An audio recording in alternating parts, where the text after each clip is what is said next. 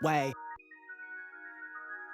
Yeah, two Bay boys made it from the ground up. Smooth talk, good feelings when you find us. Creating something for community, it's all vibes. Tune in, cause you about to have a good time. Celebrity, nothing nice, set the precedent. All real talk, only speaking realness. Real people, real stories, real issues. Fast break, open dunk for the win, too. Welcome to another episode of Hometown Heroes Radio Cast. I am DJ Nothing Nice. And I am Celebrity. We have a very special guest. Very special. Very special. We have Trevor Durling. He is the general manager and winemaker of Bowl U Vineyards. Hey guys, great to be here. No. It's great for us to be here. Yeah. Thanks for hosting us. Everything about it, man, the ambience, the wine, everything is amazing. Well, thank you guys for having me. It's a pleasure. Definitely. And we have our guest host here and our co-producer, Mr. Eddie Lacayo. Yo. Eddie Spaghetti. Just starting that shit. Yeah. I'm using that one going forward. There we go. Eddie Spaghetti. Eddie Spaghetti. How y'all feeling? How y'all doing? I'm feeling great, man. I don't know about you guys. I've been sipping on this wine a little bit here. I cracked open the bottle about an hour ago, and you have to run a little QC before the show starts. So Yes. Looking good. Cool. Before we get into the history and everything of this place, what are we drinking? Yeah, so this is 2017 George de la Tour Private Reserve Cabernet Sauvignon. So this is our flagship wine, probably the wine that we're most famous for. It's been made since 1936 consistently. So this is the 81st vintage of this wine. Nice. Yeah. Nice. Yeah. Very special. Yeah, and it's a 17, so it would have been bottled a little over a year ago and just released to the market within the last 2 years. Wow. Or 2 months. Ooh. Yep. It's brand new release to the market. So T, can we talk Tastes about like a little it. bit? Why are we drinking the same wine out of two different glasses? Can we talk about that a little bit? Well, first, if you guys aren't tuned in, check out our YouTube and watch it. But we have two glasses on our table, by the way. We do, yeah. And so one of the things I wanted to highlight here was just how important glassware can actually be when drinking wine, right? So if you have a great wine and you pour it in the wrong glass, it can completely ruin the entire experience. And so you'll notice one of these is quite a bit bigger than the other one. And in fact, the larger glass or at least on my left here, this is a glass that was designed specifically for this wine. So it was a collaboration between myself and George Riedel of Riedel Glass Company. Wow, okay. And it was designed specifically for George de la Tour Private Reserve. And so the idea is, you'll notice it's got a little bit of a wider brim down at the bottom here, so it's going to get a lot more oxygen contact. It's going to open up really, really nicely. I call it a decanter on a stem, which is really cool because when you have a really young Cabernet like this, that's what you want. You want that oxygen contact. You want the wine to open up to really express itself fully because this wine is designed to age for decades and decades if you want it to. And then by comparison, we're going to taste the same wine out of just a standard glass, and you guys will notice a little bit of a difference in terms of how much the wine's opened up. It's going to probably seem a little bit more closed in the smaller glass, and it'll hit your palate at a different angle, and all this stuff that you could talk quite extensively about. Is there cool. Out of these glasses, especially the glass that you created? Is there a level you're supposed to pour to and stop? Because for me, I would fill it to the top and be like, I could kill a bottle right here. So here's my favorite thing about this glass. You can fit well over an entire bottle of wine in this glass. I called it. And you can say, hey, you only had one glass of wine, man. Yes. You actually had an entire bottle. It's called the Olive Garden. Officer. Officer was only one glass. Exactly. We call it a trucker pour. Okay. I like the term that you use, though, a decanter with a stem. Yeah.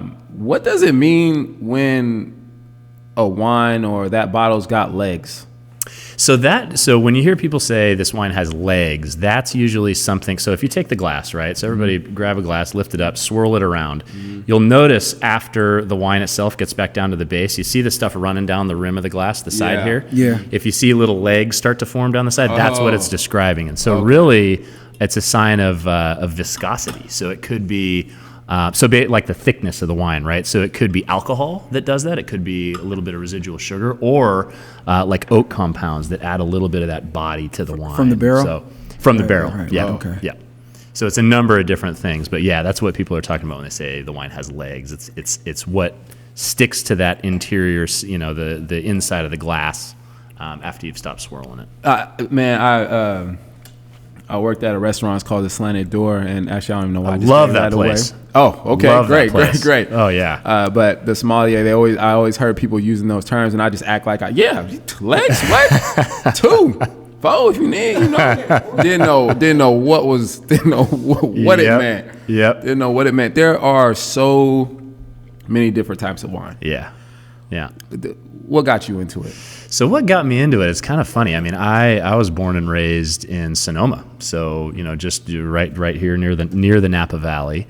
I grew up in a family that had, we had a little bit of property out there. It was just kind of something that was around me all the time. So there were vineyards all around my childhood home.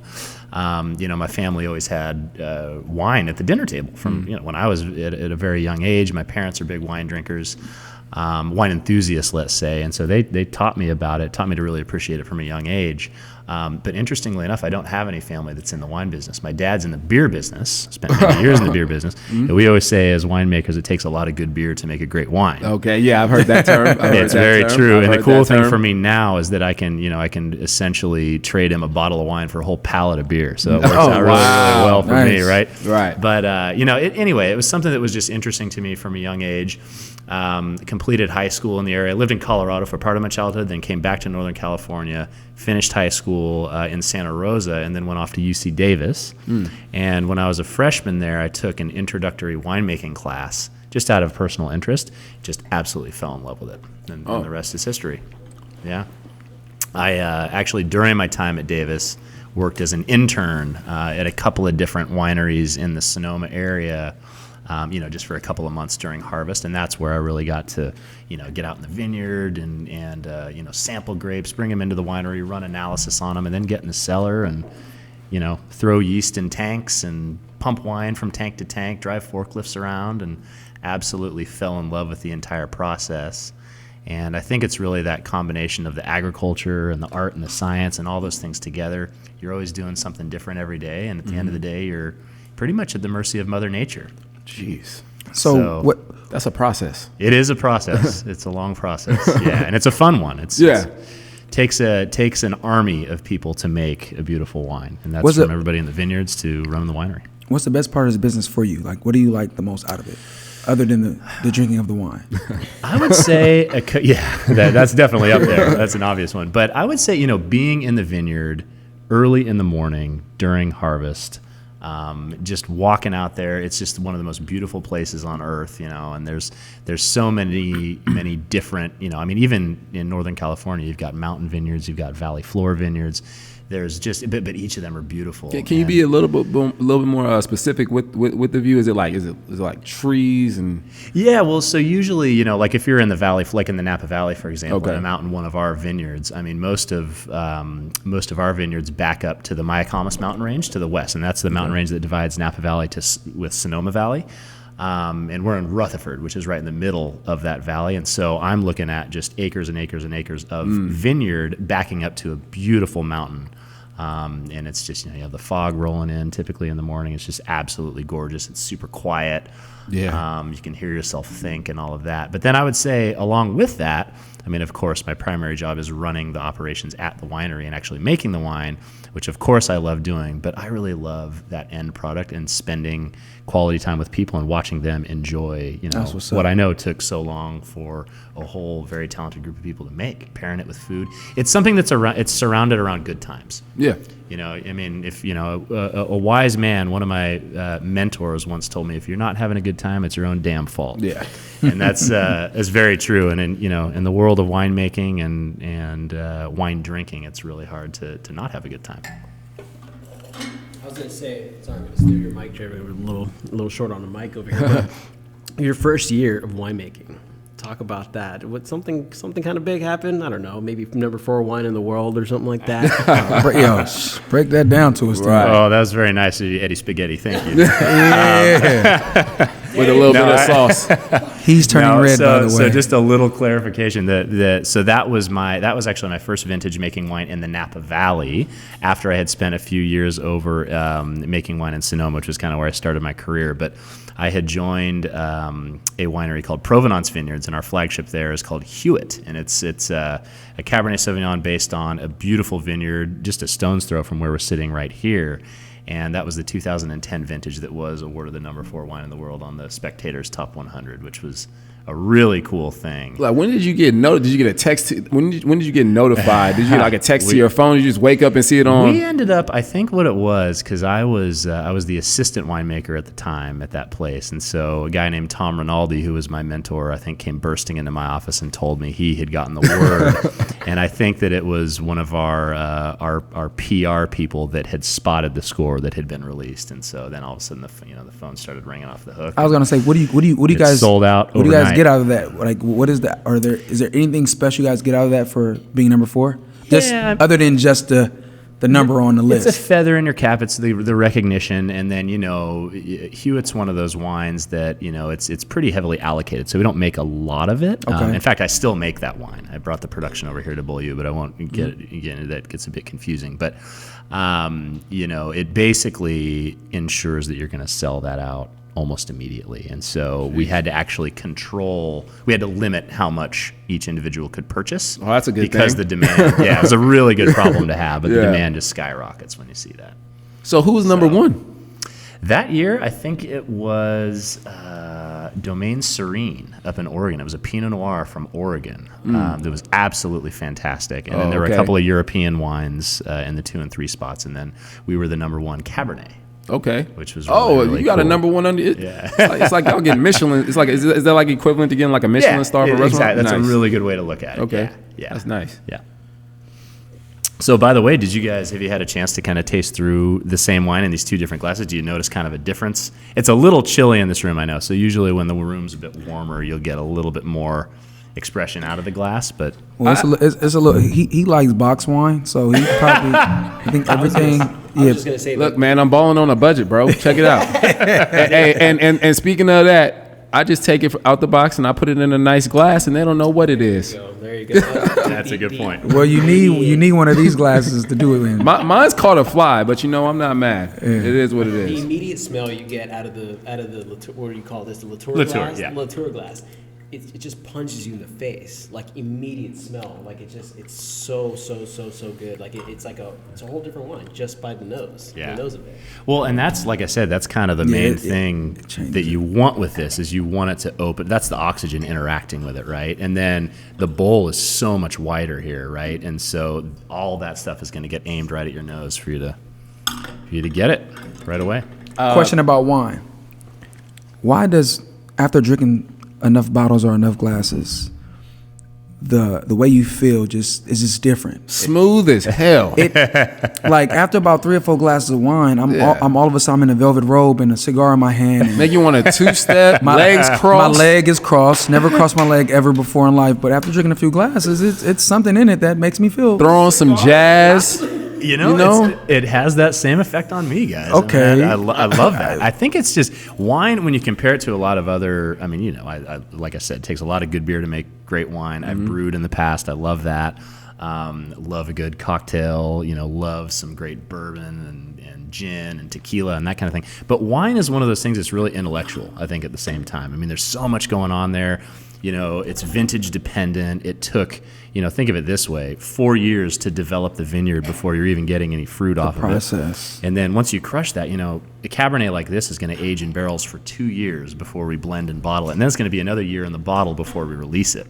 So, it's going to be always evolving and changing. And it's a very complex process. And I think it creates great points of discussion, for how the wine's made, how it makes you feel, the people that were involved, all that stuff. So it's one of those things. I'd say it's an intellectual drink. What's your level of patience like when you just know anything you're working at in life and you got all the right ingredients, you're like, I know this is gonna be fire. Yeah. I know this is gonna be fire.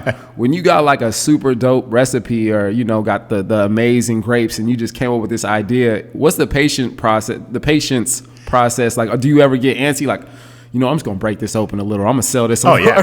Oh, absolutely. Because So it tastes different after the time it's been sitting as well, right? Totally. So that like how do you Yeah. But, I mean, when you get through so many, Of course, you kind of yeah. start like, this one gonna be. What you think the last one was? This one right here. This one right here. That's when you say, I fucks with that one. Yeah. Dude, I need you to be my spokesperson. This is awesome. The way you're describing this is like, it's exactly what I'm thinking, but I can't say it that way. It's awesome. Yeah, man. Yeah. No, I mean, usually we know when we have something really special because, like I said, we're at the mercy of Mother Nature, right? So it really all starts in the vineyard. If we have an incredible growing season, which has to do with, amount of rainfall, weather patterns throughout the year and all of that, we know we're going to have something pretty special.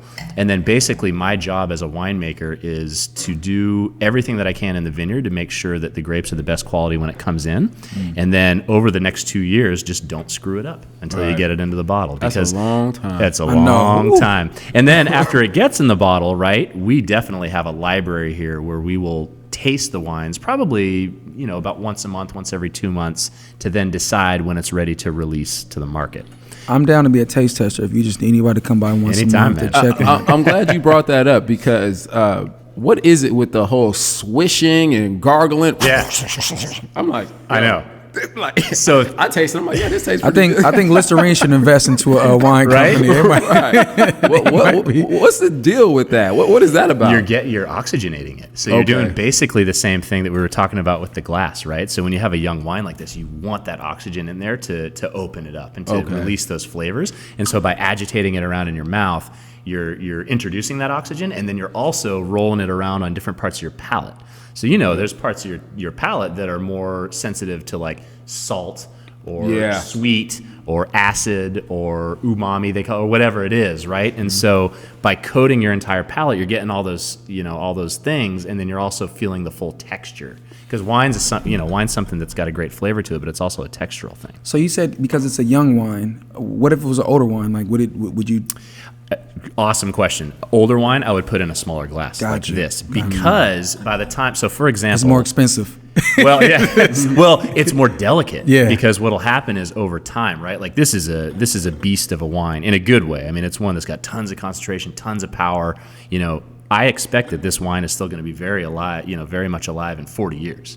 Now, at that point, you're going to have, all those years of just a little teeny bit of oxygen going through the cork, which is going to interact with the wine. That's going to basically soften the whole thing. It's going to totally change. You'll see the color won't be as vibrant. You get a little bit more of that like slightly brown hue around the side, and that's a sign that it's already been, it's aged, and it's a little bit softer and more susceptible to just basically go kapoof once you pour it in the glass. It's like super fragile. Thank you, buddy. Because I want to go to a nice restaurant, order a real nice bottle of wine, and be swishing it around. They looking at me kind of weird. So got my wine etiquette now for sure. You can still do a little bit of that. Just you want a to little still bit. open it up, Got but you. what I wouldn't recommend is taking like a bottle from like the 1960s, let's say, and then splashing it around like crazy in a decanter and then pouring it out and drinking it, because you'll all the fruit will just kapoof. It'll just be gone. Okay. Just like that. Flat. Yeah. Well, you actually just enlightened me. I just realized, and I likes to drink. Yeah. That's a fact. Me too. I was like, No, wait, hold on. There's levels. Cheers to that. There's levels. I know we just met, but Yep. I'm picking up what you're putting down. okay. I just realized I might be coming across alcohol that's older than me. And for you, what do you think that that there will come a time that there's actually going to be wine past like you're living, like you're going to pass away. Always. Like, we all going to pass yeah. away. Like, what do you like? That's like you're like history. I'm so glid you brought that up, because I like to describe wine as a time capsule in a bottle. Right. So, There we go. Because if you think about, so for example, this winery, I know we haven't gotten into much of the history, but we've been around since 1900. So we're one of the oldest continuously operated wineries in the Napa Valley. And, we have bottles in our library going back into the 1930s What are they running for? that have never left. What are they running for? So most of the, yeah, right. We have, I know. Well, some of those, How deep are at your auction pockets? yeah. How much you got, man? No, I mean, in all seriousness, some of those will go for auction lots for, in auction for a lot of money. And even in the visitor center here on property, we actually sell wines going back to the early 1970s. But the cool thing about that is, I look at it as a responsibility because A, I'm carrying the flag forward for this very historic place. And B, I know that, wines at this level there are those that are going to be laying this down and aging it for decades and decades and decades. And I want to ensure that, it's going to taste great right now, like it is while we're tasting it. But if you're one of those people that wants to cellar it for, 50 years, let's say, I want to ensure that it's going to be beautiful at that point. Mm-hmm. And so that comes down to a couple of things. It's tannin concentration, so that kind of dryness, that astringency that you feel on your palate. Kind of like when you eat a table grape and you chew down on the skins, you get a little bit of that dry character. Those are tannins. That's something that's going to help the wine age, and the acidity in it is the other thing that's going to keep it fresh. So those are things that we're always thinking about as winemakers, is how is this going to progress? And then what's the optimal time to actually open it up and enjoy it? Jeez. Yeah. That's a lot. Go back to that history. Go talk about the history a little bit. Yeah, so I'll give you a little history. So we were, as I said, founded in 1900 by a man named Georges de la Tour. And he was actually born and raised in a tiny village in southwestern France, just outside of the Bordeaux region. So he had a lot of experience in viticulture, winemaking. He came from a wine region. But he was really attracted to the U.S. He first moved here in, I think his first known address was on, I think it was Bush Street in San Francisco. Okay. 1882. Familiar. Yep. Mm-hmm. And he was an entrepreneur, right? So this was post-gold rush. People were building amazing businesses out in the western United States, fewer regulations, that kind of thing.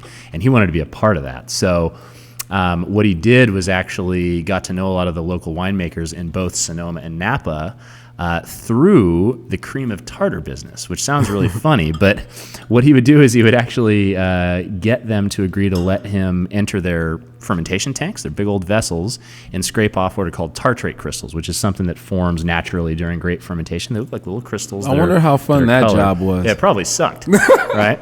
Man. But that happens to be cream of tartar. It's the same compound. So what he would do is he'd bag this up in 100-pound bags and he'd sell it to the baking industry and made a pretty good living doing that. And then, throughout all those years, he just had this affinity towards the Napa Valley. He loved what we call terroir, which is like the sense of place. Mm-hmm. And he knew that, hey, this place could one day truly rival his home wine growing region in France. And so and plus the fact that it opens up to the south, to the San Francisco Bay, so for trading, for shipping and that kind of thing, really smart. And so he sold California Tartar Works, his business, and purchased 4 acres of property on the western Rutherford Bench. And when his wife, which had a house on it actually, so moved his family up here to the Napa Valley. And when his wife first saw the property, she said, "Quel beau lieu," which means what a beautiful place, hence Beaulieu Vineyard. And then after that, he kept, he's very successful. He kept buying more land, and we now own and farm over 1,100 acres in the Napa Valley, so pretty significant. And yeah, through the early 1900s, he had a couple of different businesses going on. So he actually would import grapevines from France that were on rootstocks that are resistant to certain diseases. So he was helping basically revive vineyards that had been decimated by what's called phylloxera. We won't get too much into that. Yeah. But it's this nasty pest that can completely destroy vineyards. And so he had some experience back in France with that. He was basically saving vineyards and acting as a nursery. He planted 80 acres of Petit Syrah and then started selling those grapes to neighboring wineries. And then the third and most important thing he started doing was making sacramental wine for the Catholic Church. And this happened about 1905, 1906, which turned out to be very advantageous. You probably know where I'm going with this. But once Prohibition happened, so from 1920 to 1933, it was illegal essentially to produce alcohol in the U.S. and sell it, with the exception of sacramental wine or medicinal. He had a license for both of those things. So doctors were actually prescribing wine to patients to make them feel better. And, it was kind of interesting. People started going to church a lot more during that time to get their sacramental wines. Right. So, he would have did great in the marijuana industry for sure. Yeah, everything he's saying is how's everything's going. Yeah, definitely. So people were shutting their doors, and he quadrupled the size of his business. And by 33, he had made a huge name for himself. And then, the rest is history. We've kept building on it ever since.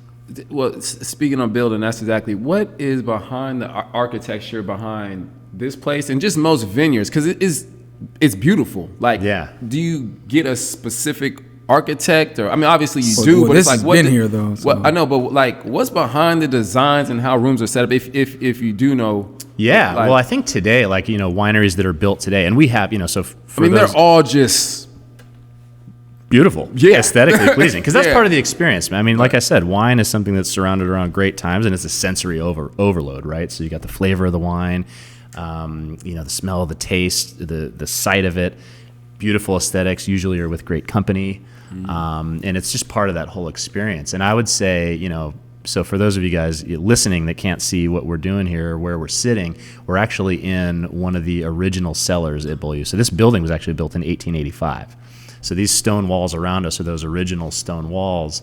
And it was, you know, actually positioned where it is now because it was close to the railroad at the time, because they would actually roll these barrels out onto rail cars, specifically during Prohibition, and send them down to San Francisco where they'd be bottled and distributed outward. But we also have, of course, a much more modern part of this winery, which is more surrounded around, you know, the aesthetics and the tasting experience. It's just more modern looking. And so, you know, it just depends on kind of that theme that you're going for. But I think most winery owners would agree that, you know, you really want it to be a testament to your particular place. You want it to be something that doesn't disrupt the overall flow of the vineyard. You want it to be kind of natural, but also really cool. okay.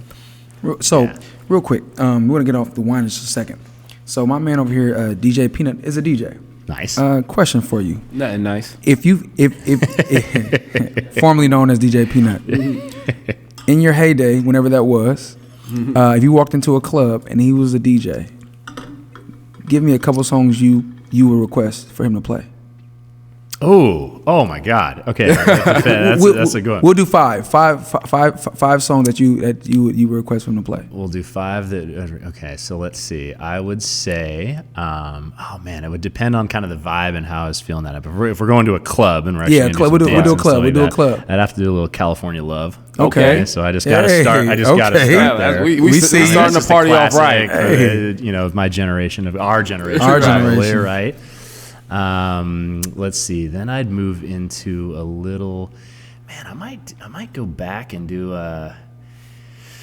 Oh God. Name four, and then your last one will be your last song of the night. Would be the last song of the night. The last song of the night. Throw me off with this question. Okay. Let's see. I would jump back and I'd probably do. Oh man. Give me some ideas here. I mean, I'd probably jump in. I might jump in and do a little. I don't know if I'd go into the rock thing. I mean, I'm a huge classic rock fan. I'm a huge Sublime guy. Okay, give us one song. It doesn't matter. All right, so let's go with some Bad Fish. Let's do some of that just to kind of get calm the vibe down. Let's say I'm DJing here. Well, if you're DJing here, we're going to be doing a little more probably, we'll probably jump into some real class, some Sinatra, maybe some, get into some Rat Pack stuff. Okay. That kind of goes with the overall theme. So definitely we would I love do me some of that. Sinatra, though. I love me some Sinatra. Some Dean Martin. Oh, yeah. Sammy Davis. Good times. Kind of thing. You're doing the feel-good music. Oh, yeah, definitely. If there's wine tasting involved and that kind of thing, maybe a little Marvin Gaye as it gets late at night. Okay. You're getting the romance we see what you're talking about. Marvin Gaye. I got to throw in some Sade then. You know what I'm saying? Of course. So your last song of the night, what would that be? Oh, man, my last song of the night, I would say... Did you club in San Francisco? You had to. Did you club in San Francisco? A little bit, not as much as I should have. Okay. Yeah, not as much as I should have. Man, last song of the night. What would I go with? Again, it would totally depend on how I'm feeling, but I'd probably. We'll go simple. We'll just do some "Let's Get It On." Let's hope I'm dancing with a beautiful woman. That's kind of how I want to end the evening, and just leave on the right foot. Well, can I say thank you for not? And is this a thing? So I want to thank you and ask you. Thank you for not mentioning red wine. I believe UB40. Is that a thing? Like, do people come up and if they're having their like wine tasting, or can somebody play you red wine, or do they pull up playing that, or is that a thing? You know, I would say I've heard that before in different. You know, it's usually with probably kind of an older crowd that's coming on a party bus or something like that. Right. We've had a couple of those things. You know, we actually have a pretty good sound system here at the winery. Music is very important in the cellar, so a lot of our team are big musical people. And, you know, that'll come on something cheesy like the beginning of harvest. If we're doing a little toast to celebrate the first grapes coming in, we'll just do that to be funny. But I haven't seen it, you know, in all seriousness very much. Yeah. Hey, Pete. So we keep saying his name Trevor, right? Uh-huh. I've only known one Trevor in life. Do you know what Trevor that is? Is that from Fresh Prince? Yes. Yeah. Oh, yeah. Nice. I like that. Trevor. I like that reference. Trevor. I like that reference. I want to get back to the wine, and what is the importance of pairing? Because I mean, when I just think about wine, I just think about maturity. I just think about like it's something that you just have to. I don't even want to say, oh, it's an acquired taste. It's not. It's just something that comes with adulting, in my opinion. Yeah. What's the level of importance with pairing? Because, like I said, when I started working at the restaurant, like it was just you had to know this and that, and when you're eating beef and steak and fish and all those things, like when did that become? How long has that even been around? Well, that's a good question. I think, you know, if I go back to who really kind of made that a popular thing, it was Robert Mondavi, actually, at least here in the U.S. So he became really big with food and wine pairing. I mean, obviously, you know, it's been going on in Europe for a long, long time and whatnot. But I usually like to have, I mean, there are certain wines, in my opinion, that you can have, you know, that just totally stand up on their own. And I wouldn't recommend having with food, because what you want is you don't want it to overpower the food. You don't want the food to overpower the wine. Okay. But I consider a really great wine to be one that just goes seamlessly with whatever food you're trying to pair it with, right? And so depending on, you know, your tannin level, your level of acidity in particular in a wine, that'll completely change how the food tastes, and vice versa. Wow. So if you have a wine that's really high in acid, it will tend to soften the perception of acidity in the food. Okay. Right. So if you have another, like food that's got high acid, it's going to seem a little low. But if you have a really high acid wine in a food that has like basically no acidity to it, and it's really like savory, it's going to make the wine seem really sharp. Okay, so I mean, is that because he pairs Moscato with everything. That's why he's asking that Moscato. He's a little bit of this dessert wine. Only when the ladies around. I'm a Riesling type guy. I like that sweet. I thought it was Sutterholm, but that's I like something it. else. But Sutterholm is just a brand. It's not a type of wine. But no, that's your favorite type though. No, that is. You don't even know nothing about wine. Jeremy Taylor. Now we doing governments. Please don't go there. Please don't go there with me. No, because people come in and it's like a real thing, and I'm looking at it like, oh, this is like milk and cookies. Like you gotta have your milk with your cookies. You know what I'm saying? But people like they'll come in and be like, we have a party at 10 or whatever. I need you to pick 2 or 3 wines, and I'm just like, oh, okay. And that's when I just hand it over to the sommelier and everything. Right. But it's a real important thing. It is. And let me ask you this question: what's I don't want to say unpopular, but what's something that kind of flies under the radar that you might pair wine with something that people actually don't know actually goes well? Like, can you pair wine with maybe a cigar, or can you pair wine with, I don't know, eating something unfamiliar? If it's late enough in the night, man, it goes well with everything. But I would say, well, specifically like dessert wine, so like a port or something like that with a cigar, man, that's a killer combination. Absolutely. But it's funny because people always, usually assume like a big Cabernet like this, it's going to be with some big, cut of red meat, something really elegant. Sometimes I like having this with just a nice juicy burger. Yeah. Something like that, I mean, I love to grill, like grilled veggies will go real well with it. I mean, you can pair all kinds of things together. Obviously different cheeses, that kind of thing. Oh yeah. Yeah, under the radar. I mean, I don't really feel like you need to stick to kind of what people assume, red wine, red meat, white wine, white meat. I mean, for the most part, those do work, but there are lots of situations where you can cross over and it's totally fine. A lot of it has to do with the acidity, the tannin level, that kind of thing. Okay. So you're saying there's no hot Cheetos and like cream cheese like pairing that nobody knows about. You know what I'm saying? Like a weird pairing like that. Yeah. Actually, hot Cheetos and Riesling go really well together. Wow. Definitely, if you're going hot Cheetos, if you're going spicy, you probably want to stick with a white wine. Okay. And one that's not too crazy acidic, because that can, I was about to say, because I was just thinking, I was just having that taste in my mouth. I was like, if I had a Chardonnay, I'd be like, I don't know if that would be. Yeah, like the buttery. Harsh. It depends on the type of Chardonnay, Okay, right? well, yeah. So if you get like that real buttery kind, that's not going to go as well. I mean, usually wines with higher levels of acid will pair better with food, but with spice, you want to be real careful of that. Okay. So what kind of what's the wildest thing that's happened here at the winery? Oh man, since I've been here, A scenario, a situation. Since you've been here. That you've experienced. Okay, actually, this is a kind of a crazy one. It wasn't necessarily it was right out front of the winery. I was turning in. This was a little over a year ago. I was coming back. This is recent. From picking up lunch actually up in St. Helena, and was coming back down Highway 29. So I was southbound, and I was going to turn left to park back at the office area. And I was kind of stopped and a little bit off to the side, and I look in my rearview mirror, and this chick was bombing down the highway at about 55 miles an hour, looking down at her phone, did not even see me, hit me going full speed. And thank God, I was totally okay. She just kind of hit rear-ended me, totaled the car, and it happened right in front of, we have a lot of offices right up here, so the whole office emptied out and freaked out and came and helped me out. Yeah. And I was totally, unharmed. Yeah. The girl that hit me was, she was hurt. Very distraught, and she was hurt. And so we ended up basically ripping the whole door off to get her out of the car. Brought her inside, gave her some water, and everybody ended up being okay, but it was pretty crazy. Yeah. If you're a few feet over on property, I'd have been like workers' comp, because you've been like, right. You could have filed for something. Yeah, exactly. Okay, exactly. Definitely. But I've seen, we've had, thank God, we've had no crazy wine spills here or anything like wild that parties since I've for been the here. bachelorette or We've done. That happens all the time. Absolutely. Really? Usually they don't come in through like the production part of the winery. That'll be over at the visitor center, and then we also have a really cool mansion on the property where they'll host different private events and stuff like that. But Hey, talk about when you went to China.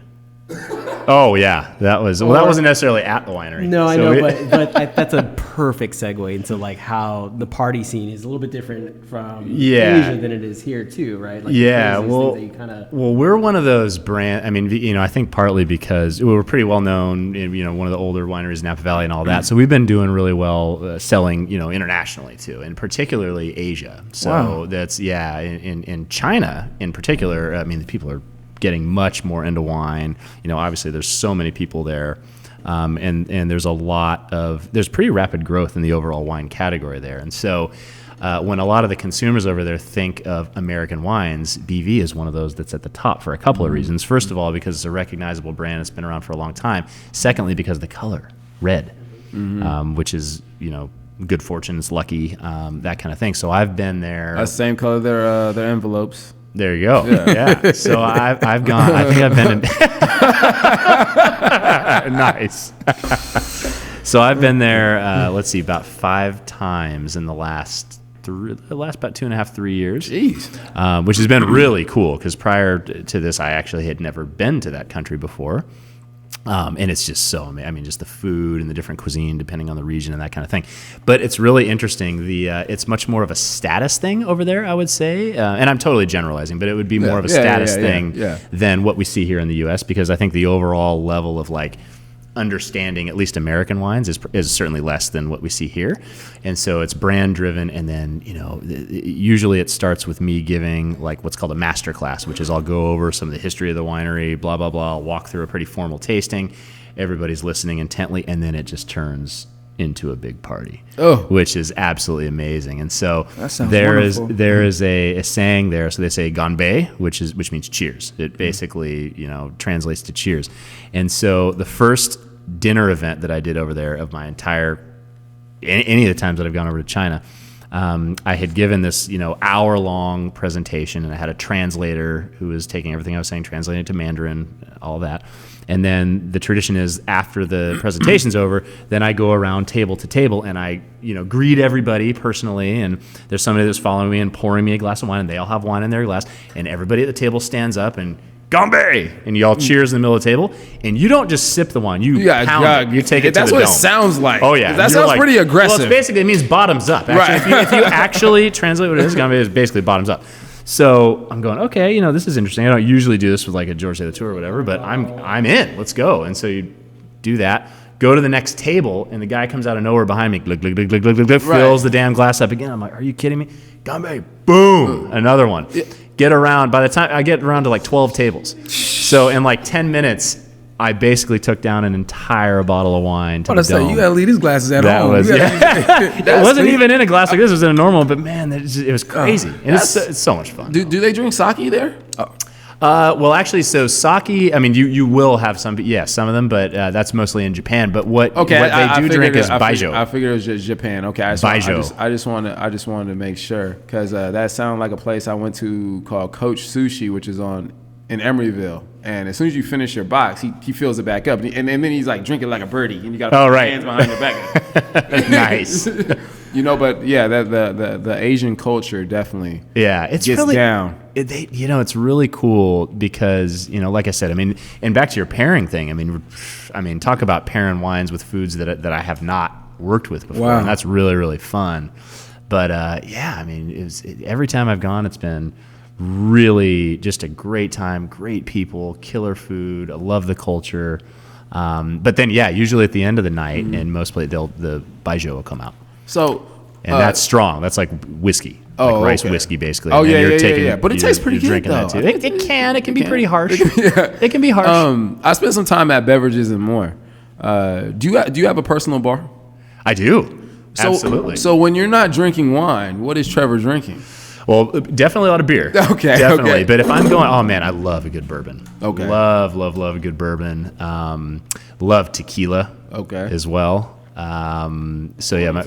What'd you say? 42. The Oh, the 1942. 1942. Oh, that's solid. We actually used to be, part of our parent company. No longer our parent company, but a former parent company also owned, Don Julio. Oh, wow. And so I actually got to tour around the master distiller of Don Julio, who gave me a personal signed bottle of 1942, and I love that stuff. I mean, that's absolutely incredible. But Speak towards y'all friendship, y'all relationship. Like, how did this come along? Like, how do y'all know each other? Yeah, So Eddie Eddie? Spaghetti. How do you know Trevor? I'm gonna let Eddie. Yeah, you go ahead and while you're doing that, I'm gonna open this bottle of wine here. Well, before explain what that wine is. So we were talking about some of back vintages and stuff like that, and I heard you guys were near 1983. That's the birth So I year. got a vintage right here. No way.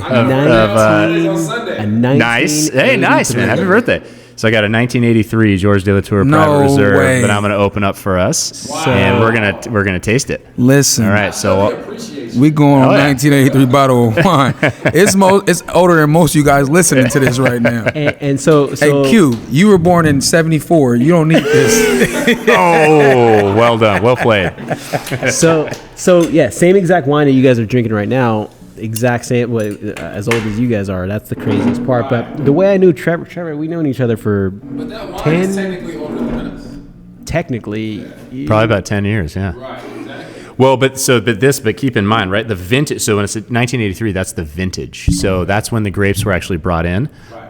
It would have been bottled in '85 and probably released in The '86. grapes are older. gra- The grapes are age. Yeah. the grapes are the same year you Right. guys were born, pretty much. So And I'm pretty sure they weren't brought in October or November, so it's older than us. So a little bit, right? Yeah. Yeah. Hold up, can I get one of those corks, man? I want one of those. It's only one. It's all you. Oh, he asked for it. Yeah, I'm I taking need the that bottle. cork. I'm taking the bottle. How about that? Well, let me get a picture with it. Yeah. That's all that matters. Let me just touch it. Let me smell that. Put the tip in. But speak towards how you guys know each other and everything. Fuck, I want to say at least 10 years I've known Trevor, and it actually came from the wine industry side. So like I met his buddy Ryan Pierce a long time ago. He got me into the wine industry, and that door we walked in from was literally my office. I would walk in every morning. That thing that Trevor described, like you wake up in the morning, you get to these vineyards, and I was the third party sampler. So meaning it wasn't estate property for BV. So it wasn't like stuff they would buy like outsourced grapes and stuff like that. Correct? Like Yeah. that. Hold up. You used to work here? Yeah, for like 3 years. Cheater. First of all, What doesn't he do? Exactly. This fool didn't drive Everything. cars. Professional Go, driver. bro. Yeah. Bro, you done live one hell of a life. Well, I don't know, man. I think it has to do like what Trevor said before. It's like you get into these things, and I don't know why I got into it. Like wine, I got into because my first my first race director was into wine, and I was like, what the fuck am I drinking half of this time? Like if he's talking about like how much it is, I'm like, I don't care. Just pour me the wine, right? But then I got into this like the sense of like this is beautiful. This is like a very destructive process that comes into this beauty, into this glass. What he's pouring, I mean, he's pouring a freaking, what is this, a 38-year-old wine right now we're drinking? 7. Don't do us like that. 37. Don't do Don't do us like that, man. So- we here. We listening. And so like the thing is that I kind of fell in love with that process of like, man, it really does start in the vineyards. And I would go to these vineyards every morning, 7 a.m. before light, before it touches. So like I'd have to see these beautiful vineyards, and I would go through these rows, cut certain clusters off, taste them, and bring them back in here, and we'd process them in the lab, and it will tell you like how far along the grapes are from being picked, essentially. So you got Trevor the winemaker, and you got me that's out in the field. And I would report back to him essentially like, hey, this vineyard's doing this vineyard's doing that. And they can see all the numbers, and they can say like, oh, well, we can pick this shit like early October. I mean, like early November. This shit like, smells amazing. Dude, I'm sorry. it's gonna smell like leather. Like tell me what you think you smell out of like I was a waiting. 1980. Yeah. I'm scared to drink it. But yeah, so to wrap that up, I mean, we know each other for 10 years, and this guy just, I always go to him. I was like, hey, dude, what about this one? What about this one? Wait, hey, tell me about this. And like, he kind of took me under his wing a little bit, but he dealt with my questions all the time and stuff. But it's okay. You're a likable guy. yeah, thanks, man. I appreciate that. Hey, Q, can you grab my velvet robe, please, and my cigar? Right? Thank you. Please. Oh man, that is looking pretty Don't good. forget the house slippers. So the cool thing about this, guys, is actually, you know, for a wine of this age, a lot of times you'll see a lot more browning in the color, so around the hue. So if you take the glass and kind of tip it to the side, that's the hue is the part that kind of goes around the outer rim. You see how there's like that kind of clear area versus like if you do the same thing with the younger wine, right? Like that's like dark all the way through, whereas this one you're starting to see a little bit of the it's becoming tawny, like a tawny port type thing. That just means that the color is starting to kind of fall out of solution, right? So that's a sign that the wine is aged. But usually for a wine of this age, you'd see a lot more of that. So the fact that it's still this bright is pretty cool. This is awesome. You know what I find interesting, and me being the age that I am now, I will say it's not frustrating, but would have been frustrating in my younger years, is that everything that goes into wine before you actually drink it. Oh, yeah. It's like, I just want to drink it. But the reason why is because as soon as you place the bottle down, it's like I automatically went back to you knew how to place the label, and because that's a thing. It's a thing. When you're pouring, I don't know if you guys know, if you pour wine, you have to put the label facing, you know, the people who are drinking it, the customers. And I'm just like, it's crazy. And then I want to get into what I really want to ask you about is how these just different labels. Yours is I can understand it, you know, but when you get to these, when I come across these wines in different countries and they don't even use the identification of like the Bordeaux or it's a Cabernet Sauvignon, like what is behind these confusing labels, man? Well, I think, you know, actually we're like in the U.S., we're one of the few markets that will always label with a specific varietal. So, like, if you go back, like in France, right, they'll usually label with the region. So, and it's assumed that if it's Bordeaux, it's going to be Cabernet Sauvignon, Cab Franc, Merlot, or whatever. If it's a Burgundy, it's going to be in a red Burgundy, it'll be primarily Pinot Noir or whatever. But, you know, I would say the labels for BV are pretty classic. And they will, you know, they'll have the brand, they'll have the description of what the wine is. And I think lately there's a lot of wines that have been released that are more artistic, like the label's like a piece of art. And that can be a little bit, it can be cool, but it can be a little confusing in terms of what's actually in the bottle. Right. Yeah, So- no, I was just looking at that. I was just like, I know what I'm drinking. I prefer the simplicity of it. Yeah. You know, but some of them I'll be like, yeah, it looks nice, but I don't know what the. Usually higher end wines will be more simple like that because you're not necessarily trying to have like that shelf pop. If you think about it and you make a wine that is primarily sold like at a, you know, it's going to be sold at retail, it's going to be sold at a grocery store or a wine shop or whatever, you want to have that shelf presence. You want to have something that catches the eye and pops out and makes it seem unique from other stuff around it. Whereas a wine like this, yes, you will find it at high-end wine stores and whatnot, but usually people know what they're looking for that specifically. And if it's on a restaurant wine list, nobody really sees the label until it comes out to the table. So it just totally depends on who you're trying to market to. How does our wine? I mean, I know they're different. Wine grapes and regular grapes, like the difference between flavors. Like, is it something you can just go out there and just eat, and they're just that good to eat? Oh, Or- yeah. Okay. And to piggyback off of that real quick, what type of grapes do you guys use?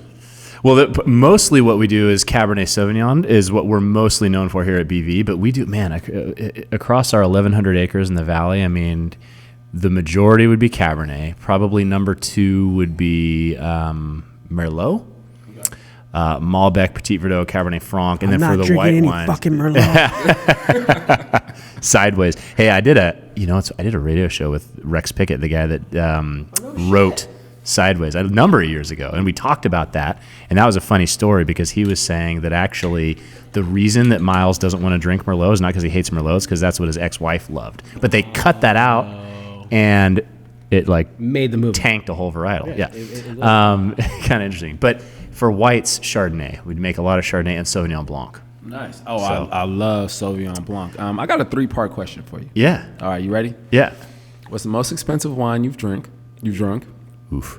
What, All right. what was the occasion, and what's your biggest accomplishment in the wine industry? Not the biggest, but to you. Okay. Yeah. So the most expensive wine you drank. Okay. When you were drinking, what was the occasion?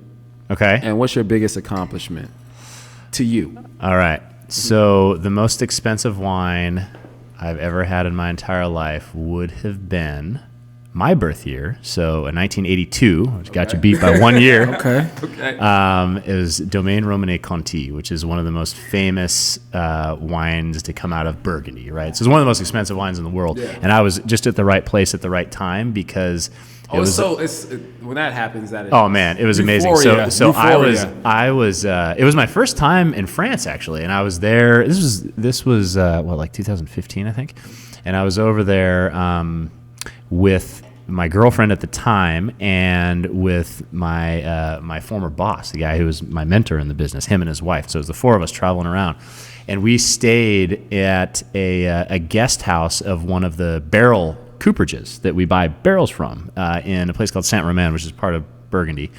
And the guy who owned the cooperage at the time, so he was like one of those guys that had, their family's been at it for generations and generations. They invited us over for dinner at their house one night. We were there for like a week in that particular place. We went over to their house for dinner because it was my birthday. Right. And so they're like, okay, we're going to host you guys. And they had this amazing food and this and that. And somehow through the conversation, he didn't speak English and I don't speak French. But my girlfriend at the time spoke a little bit of French. And there was kind of this whole translation thing. Yeah, exactly. And then there were enough people there that could translate for us. It was just one of the most amazing dinners I've ever had in my entire life. But he got wind that I've never had Domaine Romanée Conti. And we were talking about that. We had gone to that vineyard that day and looked at it. And, it's like this fabled wine, right? And he just promptly kind of stares at me and goes, oh my God. And goes down to the cellar and brought one out from my birth year. That's like 1,200 a bottle, right? That's like what now? 1,200 a bottle. Oh, no. More like, multiply that by 5. Okay, so 12,000 a bottle. Maybe. Flex your muscle. And 82 would be more, yeah. But Flex your muscle. I mean, yeah, it's crazy. So, what are we looking at right here? For the 83, I mean, you can. Well, hold on. Before he answers that question, how much you got, it's man? because I was like, hey, I want to see if we can surprise the boys with something as old as they are, right? But not because Peanut was born that year, but this apparently was a shit year. You said. So 83. Hold on, don't try to play us like that, bro. Hold on. Eddie Spaghetti, Thanks, man. Eddie. We're not going to do this. He still has to finish my question. Continue. But I'm going to come back to the 83 thing, because actually this is blowing me away, because you're right. 83 was not known as being an amazing year in California. But keep in mind, it depends on the region. And for the record, I was in St. Louis at that time. I wouldn't say it was any better, but I wasn't here in California. That's all I'm going to say. I was born in St. Louis, but go ahead. All right. And so let's see, my proudest accomplishment. All right, I'm going to answer that in two different ways. Go ahead, whatever way.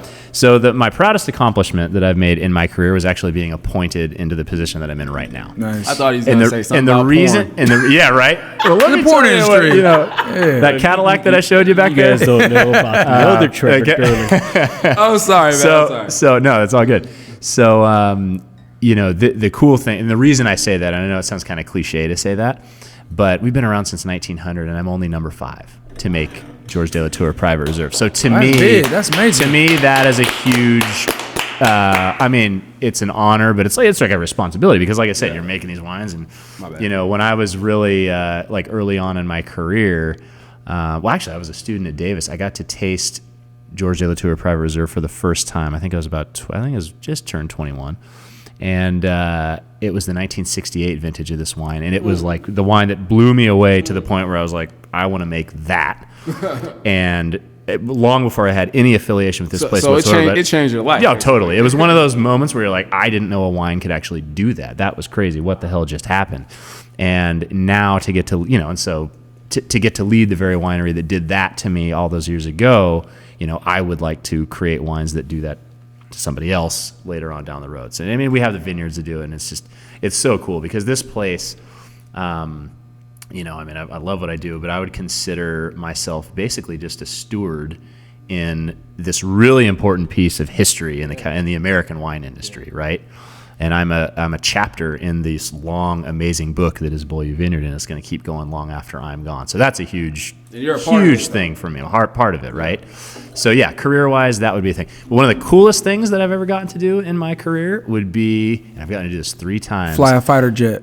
No, although I have gotten to fly a simulator. Okay, that works too. That sounds pretty amazing. Man, that was amazing. Yeah. Yeah, I tried to take actually this wasn't a fighter jet, it was a C5 cargo plane. I tried to take it under the Golden Gate Bridge. That didn't work out too well. The whole screen turned red. That was not great. Everybody did. In case any other C5 pilots wanted to try that. That was not a good idea. Yeah, it turns out it doesn't work. But no, I got to throw out the first pitch in a professional baseball game 3 different times. What's serious? Super cool. So Bro, you're lightweight famous. All 3 times it happened in Baltimore, which is hilarious, because we did it. When I played baseball most of my life, and I was always on the Orioles when I was in Little League, right? Wow. But it was just in the right place at the right time, because like I said, I played baseball most of my life, and this is the first time I got to do it. I was making wine at Provenance in Hewitt that I was talking about before, and one of our marketing people was just in through the tasting room and said, "Hey, we've done this collaboration with Camden Yards, in Baltimore, and we're doing this wine sponsorship with them." And, I know you used to play baseball. Do you think you can hit the catcher? I'm like, hell yeah, man. Where do I sign up? So a couple of weeks later, I flew, and they played the A's that time. So I got the first pitch game. And then the A's, I got to spend some time in the dugout with the Orioles, and the A's beat them 13-0 that game. And so I was You was talking shit? Please tell me. You threw a ground ball. I threw hell no, man. I freaking little high and inside, but smoked it. Yeah, Okay. right Please there. tell me you got to at least be in the area of Cal Ripken Jr. He was there that game. Yeah, he was there that game. I did shake his hand. Oh, yeah, man. That was really cool, man. But he wasn't playing. He wasn't playing when he hell went, no. though. Yeah, he was No, already, this would have been. He's our age. This would have been like 2014, 13, 14. Yeah. You played high-level baseball, though. I don't know if you'd call it high level. I didn't go, semi-pro or anything like that. But I did play. I have played for most of my. That's why you didn't ground ball, because I knew what I was doing. Regular people would have ground balled that thing. And it was right after. I don't know if you guys remember this. I think it was it was 50 Cent. Oh yeah, Do you remember that? He threw that thing to the dugout or something 10 like feet that. to the right. And I'm going, oh shit. Yo. And so I'm heading out some there. bad ones out and there. all my buddies are sending me, hey, dude, don't do this shit. And I'm like, oh my god! And it's weird because they don't let you throw from the rubber, right? You have to throw from the front of the mound because they don't want you to mess it up. Right. And so it was weird being that close. And it was crazy because that first time I threw to the starting pitcher, a guy named Kevin Gosman. Okay. And we had some time, behind the first base line, and I was kind of like, hey man, yeah, I've played a little bit, but so what do I do here? Yeah. Like, give me some pointers. Like, I just was don't just throw about it in to the ask dirt. you, I was like, did you get any practice throws or anything? No, they don't let you. They don't give you practice. No, I was cold turkey, man, because they're afraid you're going to throw it and it's going to hit somebody in the stands or hit one of the, the umpire or one of the guys warming up over there in the bullpen. So you got 3 pictures of you throwing the first pitch out on your wall in the house where? One is actually I have one of them out. Over the bed. It's over the bed. How did you know, man? That's the deal closer.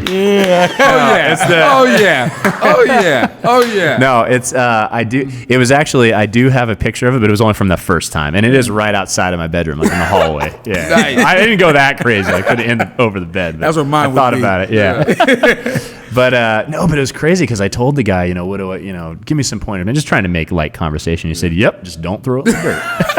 It's almost like they And want. then I told him I was going to hurl it, and so I hucked it. I probably threw it. I probably hit it. Probably like 75 or so. But from that close, That's that's pretty confidence. good. He called and it. he came up and was like, it. "Dude, nobody's ever done that. Well done. That was pretty cool." And My so- first time.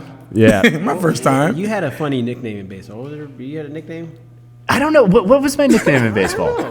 I actually really don't know what you're talking about. I had a few. Maybe it was another one. What was your other nickname then? You had like a nickname that Ryan told me. Castello? Was it Castello? What's Castello? Well, that's a whole different story. That's because of this beer. Like I said, my dad was in the beer business, and not because of baseball. That's not because of baseball. No.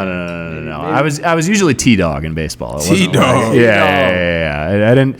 There's probably some story that exists out there that I'm just not thinking of right now. My cousin's nickname was Teabag, but that's a different story. That is a very different is story. totally different. A terrible. And that has people try to. And I bet Dre gave him that nickname because he was doing the teabagging, which is terrible. That sounds weird, bro. Don't do that. Well, I don't know, man. I don't know. You're the one who brought it up, but I love it. I heard that you also play the piano. I do. Yeah, I took about 10 years of lessons when I was a kid. Shit. And it was kind of against my will at the time. I started when I was five years old, and that's what taught me to read sheet music. And then I kind of kept going, and then kind of stopped when I got into high school, because I was playing sports and stuff. You stopped in high school? Yeah, That's I stopped in like midway through high school. I did play in the jazz band for I think my first and second year, but then I was playing sports and stuff, and it was just a little bit too much. But I kept playing for fun. I mean, I can still. This is also I was about to say, as an adult, man, growing up, as an adult, that's a woman getter right there. Oh yeah, I didn't know that at the time though. But that's not band class though. Band is like when you play the drums and the trumpet and the piano. So I did play the trumpet. Oh, I played the trumpet Afterwards, too. no way. I played the trumpet. That's too. awesome, man. I played the trumpet. One time at band camp, they kicked me off. That's a trombone. They actually, that's right. And that's what I was about to say. No, I was just about to say. This is the funny thing. They kicked me off the trumpet and made me play a trombone because I couldn't play a C flat. Oh man, I know. Your C That's a flat's tough not one. hidden, bro. You got to do the That's a tough trombone. one. Yeah. so that story from American Pie was his story, actually. One time at band camp. Yeah, that was That's his. the flute Influenced story. by Peanut. That's the flute story. No, actually, call that the Peanut. This story is very, very relevant at how I know Trevor, because actually one of the few we went out downtown Napa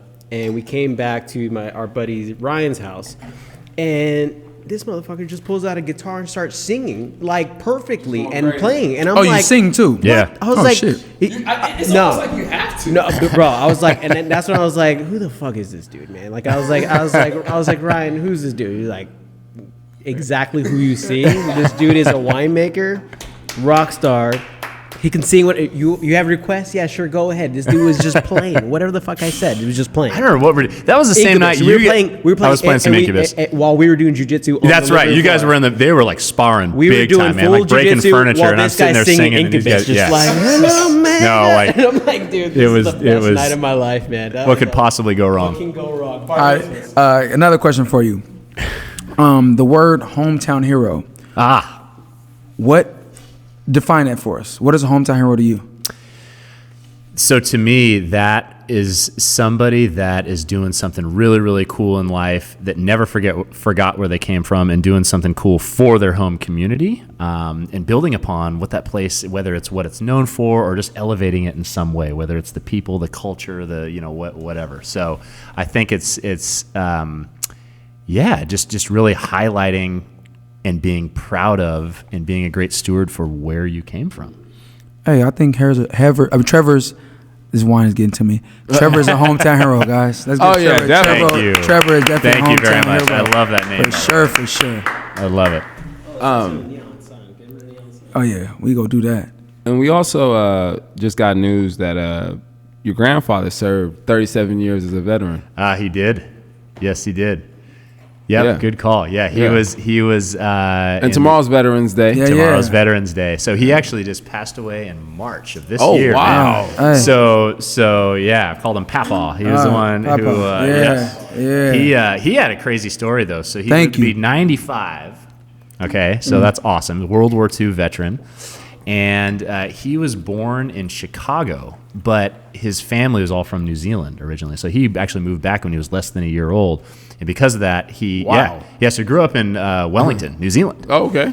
And when the Second World War broke out, he lied about his age and joined the Army Air Corps and whatever. But because he was technically a U.S. citizen, because he was born in Chicago, he joined with the U.S. At the time, the Air Force didn't exist. It was called the Army Air Corps, and so he was worked with them basically and transitioned over. And then he qualified for the GI Bill after the war, so they paid for his college and went to the University of Washington. Dang. And then stayed in as a reservist. So he navigated B-52s. You say navigate, that's finessing. That's finesse.